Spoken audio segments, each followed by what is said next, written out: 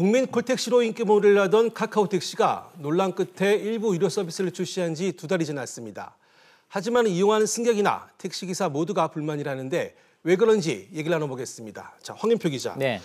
먼저 카카오택시 하면 국민 택시 앱으로 통할 정도로 인기가 높았는데 그 비결이 뭔지부터 간단히 짚고 넘어갈까요? 네, 3년 전에 이제 카카오 측이 그 승객과 기사를 연결해주는 앱인 카카오택시를 출시했는데요. 예. 이전에는 이제 전화로 택시를 부르면 콜 수수료 외에 승객이 어디에 있는지 또 목적지가 어디인지 일일이 설명을 해줘야 되는데 이 앱만 있으면 그 위치와 목적지가 스마트폰 지도에 표시되고요. 또 추가 비용도 받지 않는 등 이 빠르고 편리하게 이용할 수 있게 되면서 선풍적인 인기를 끌게 됐습니다. 예. 이런 인기 덕분에 출시 3년 만에 그 하루 평균 카카오택시 앱을 통한 요청 그 콜이 120만 건에 달할 정도로 지금으로서 거의 국민 택시 앱으로 자리 잡았다고 볼 수 있습니다. 네.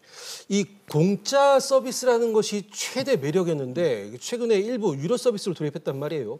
이렇게 돌아선 이유가 어디에 있습니까? 이제 한마디로 수익화 모델이 좀 필요했기 때문인데요. 예. 출시 3년 동안 그 무료 서비스를 제공하면서 광고를 받아서 일부 비용을 충당했지만 운영비 부담이 이제 커지면서 일종의 우선 배차 서비스인 스마트 호출을 이제 선보이게 됐습니다.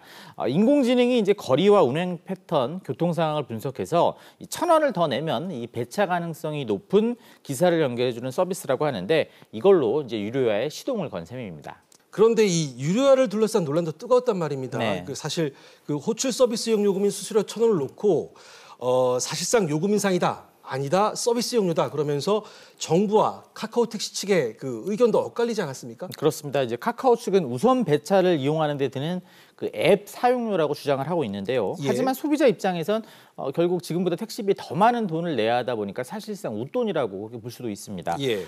현재 택시 중개업 이 중개 앱과 관련된 법규가 없다 보니까 주무부처인 국토부는 이 서비스가 기존의 그 택시 콜 서비스와 유사하다고 그런 판단을 내렸고요. 그래서 현재 지자체가 고시한 콜비 수준을 넘지 말라고 권고를 했고 의견 조율 끝에 이 스마트 호출 비용을 1,000원으로 정했습니다. 그렇군요. 이런 논란 속에서 유료 서비스가 첫 선을 보였는데 시행하자마자 그 불만의 목소리가 터져 나왔다고요? 네, 사실 러시아워 때나 심야 시간대에는 택시기사들이 승객을 골라 태우는 관행 때문에 승객들의 불만이 높았는데요. 예. 돈을 더 내고라도 택시를 잡으려는 수요를 반영해서 유료 콜을 내놓으면서 콜이 성사되기 전에는 목적지 정보를 공개하지 않는 원칙을 선언했습니다. 하지만 호출 성사 횟수가 부진하자 시행 사흘 만에 철회를 하면서 결국에는 택시 요금만 올렸다는 불만의 목소리가 터져 나왔죠.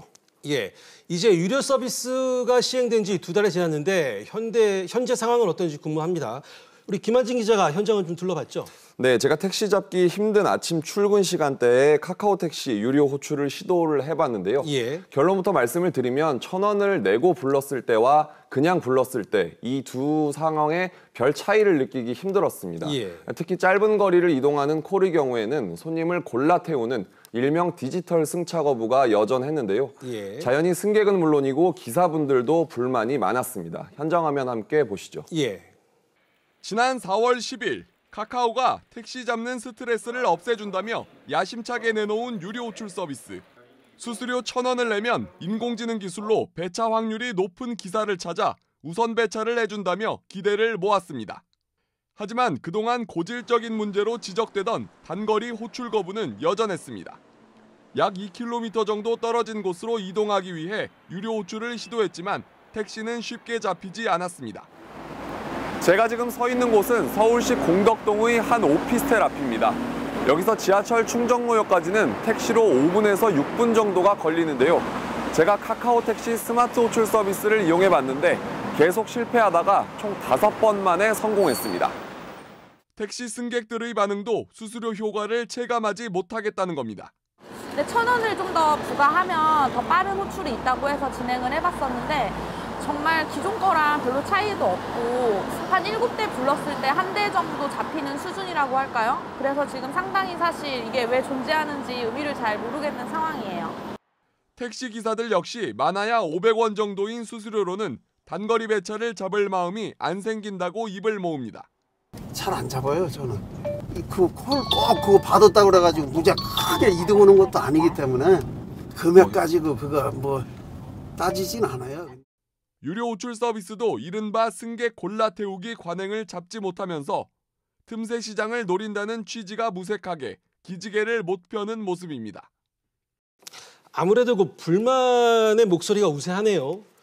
그런데 도입 취지와는 달리 그 승객과 기사 모두 불만을 갖는 원인 어디에 있다고 보십니까? 네, 앞서 보신 대로 택시를 잡는 승객들은 잘 잡힐 때는 돈을 더 내지 않아도 잘 잡히고 또 안 잡힐 때는 돈을 더 내도 안 잡힌다는 생각이 강합니다.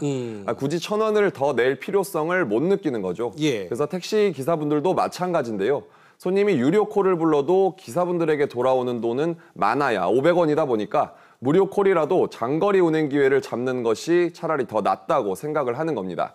그래서 결국 1,000원을 더 내는 유료 호출 서비스가 카카오의 무료 호출과 차별화가 되지 않으면서 승객들은 요금만 인상됐다는 불만을 갖게 되고 기사분들에게도 유인책이 되지는 못하고 있는 실정입니다. 자, 그렇군요. 이런 분위기가 그 카카오 택시의 2달간 성적표에도 좀 반영이 됐을 것 같은데 어떻습니까? 그 카카오 측은 시행 2달 동안 그 유료 호출 이용자 수가 100만 명 이상이라고 밝혔습니다. 예. 중복 건수를 감안해서 유료 호출 전체를 만약에 이제 120만 콜이라고 가정을 하면 2달 동안 이제 하루 평균에 약 2만 콜이 있던 건데요.